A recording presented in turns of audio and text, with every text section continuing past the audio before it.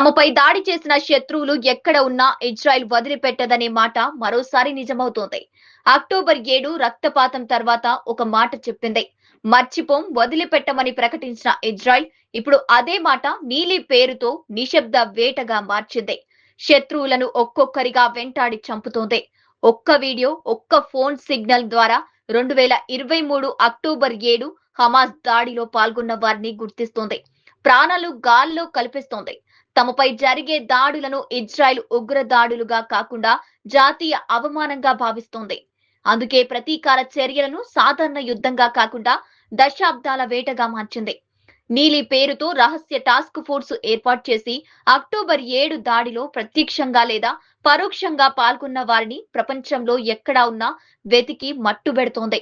ఇది ఇప్పుడే కాదు. 1972లో మ్యూనిచ్ ఒలింపిక్స్ లో 11 మంది ఇజ్రాయిలీ అథ్లెట్లు, కోచ్లను హమాస్ బందీలుగా తీసుకుంది. ఇజ్రాయెల్ ఆపరేషన్ విఫలం కావడం ఆ 11 మందిని హమాస్ చంపేసింది. ఇందుకు ప్రతీకారంగా ఇజ్రాయెల్ చేపట్టిన వ్రాత్ ఆఫ్ గాడ్ ఆపరేషన్ ప్రపంచానికి తెలిసిందే. ఆ మిలిటెంట్లను ఇజ్రాయెల్ నిఘా సంస్థ మోసాదు దశాబ్దాల పాటు వేటాడి చంపాడు. ఇప్పుడు అదే మోడల్ ను మరింత ఆధునిక టెక్నాలజీతో మళ్లీ అమలు చేస్తోందని అంతర్జాతీయంగా చర్చ జరుగుతోంది.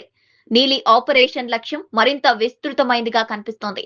కేవలం ప్రధాన నాయకులు మాత్రమే కాదు, అక్టోబర్ 7 దాడిలో పాల్గొన్న ఫీల్డ్ మిలిటెంట్లు, డ్రోన్లు నడిపిన వారు, కంచెలను కూల్చిన ట్రాక్టర్ డ్రైవర్లు, బందీలను తరలించిన వారు, సోషల్ మీడియాలో దాడి వీడియోలు పోస్టు చేసిన వారు కూడా టార్గెట్ లిస్టులో ఉన్నట్లు తెలుస్తోంది.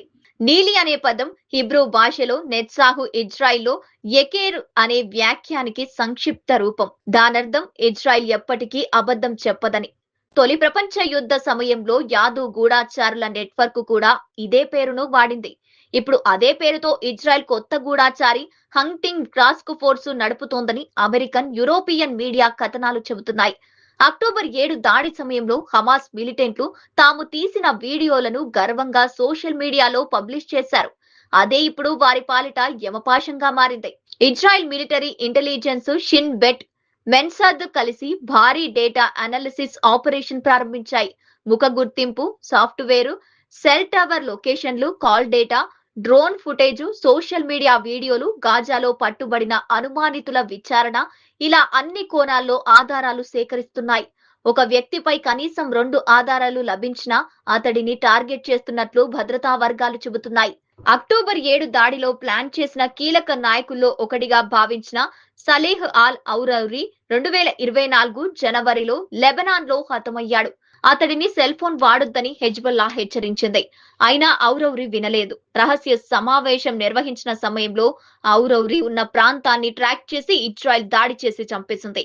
ఆ తర్వాత పాలస్తీనా ప్రధానిగా కూడా పనిచేసిన ఇస్మాయిల్ హనియేపై జరిగిన దాడి ప్రపంచాన్ని షాక్ కి గురిచేసింది.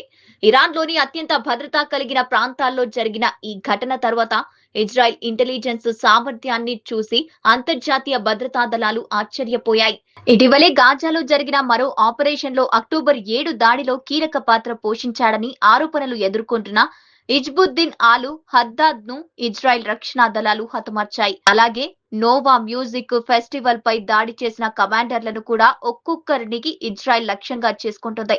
ఇజ్రాయెల్ భద్రతా వర్గాల ప్రకారం హమాస్ తో ఎప్పుడైనా తాత్కాలిక కాల్పుల విరమణ జరిగినా నీలి ఆపరేషన్ మాత్రం ఆగదని తెలుస్తోంది.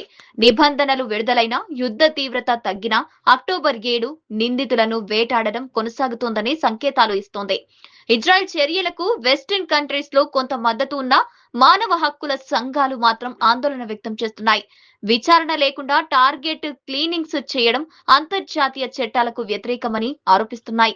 మరోవైపు ఇజ్రాయెల్ మాత్రం ఎన్ని ఒత్తిడులు ఎదురైనా లెక్క చేయడం లేదు. అక్టోబర్ 7ను మర్చిపోం, రక్షించమనే విధానంతోనే ముందుకెళ్తోంది. ఇప్పుడు హమాస్, హెజ్బుల్లా, ఇరాన్ అనుబంధ గ్రూపుల్లో ఒక కొత్త భయం కనిపిస్తోంది. ఫోన్ వాడితే ట్రాక్ అవుతామా? సోషల్ మీడియాలో ఫాలో పెడితే గుర్తిస్తారా? సమావేశం జరిగితే డ్రోన్ దాడి జరుగుతుందా అనే ఆందోళన పెరిగింది. అందుకే నీలి కేవలం ఒక టాస్క్ ఫోర్స్ మాత్రమే కాదు, తమపై దాడి చేస్తే ఇజ్రాయెల్ మరిచిపోదనే హెచ్చరికగా మారిందని రక్షణ నిపుణులు భావిస్తున్నారు.